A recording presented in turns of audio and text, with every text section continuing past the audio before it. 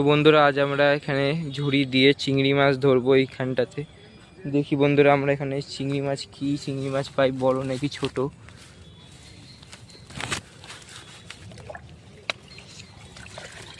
তো বন্ধুরা একটা চিংড়ি মাছ তো এখানে দেখা যাচ্ছে। এবার আমরা দেখি পানাগুলো সরিয়ে কটা চিংড়ি হলো। তো বন্ধুরা ছোট ছোট চিংড়ি হয়েছে এখানে, এই আপনারা দেখুন এখানে একটা চিংড়ি মাছ হয়েছে। আপনারাও চাইলে এটা করতে পারেন, আপনাদের বাড়ির সামনে যে পুকুর আছে এই ছোট চিংড়ি মাছ একবার ঝুড়ি মারলেই ঘাটে জঙ্গলের মধ্যে উঠে আসে। তো বন্ধুরা এই সাইজেরই চিংড়ি মাছ লাগবে, আমার কাছে কিছু নেই, আমি এটাকে প্যান্টের পকেটেই ঢুকিয়ে নেব। তো আমরা এখানে আরেকটা জায়গায় চিংড়ি মাছ দেখতে এসেছি।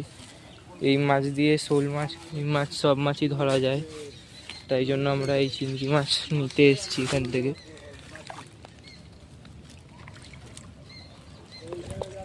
দেখি এখানেও বন্ধুরা দুটো ভালো সাইজের চিংড়ি মাছ হয়েছে।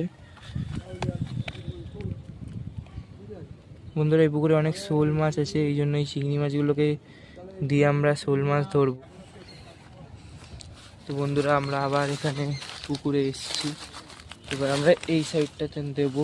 দেখি কি চিংড়ি আছে, একটা বড় চিংড়ি হয় দেখি। বন্ধুরা এবার আমরা এইখানটাতে দেখবো।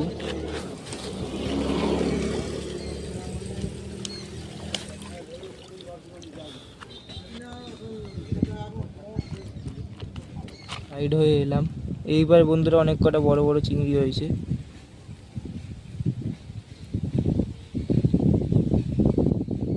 বলছি আপনারা দেখুন ভালো সাইজ। বন্ধুরা আপনারা ভিডিওটাকে পুরো দেখবেন আর লাইক অ্যান্ড সাবস্ক্রাইব করবেন কী মাছ হয়েছে দেখার জন্য। কী মাছ হয়েছে ওটা আমরা পার্ট 2-তে নিয়ে আসবো। এখন আগে এটাকে একটা বাঁশবাগানের ভেতরে আমরা ফেলতে যাবো, আর বাঁশবাগানটা খুব সুন্দর বন্ধু।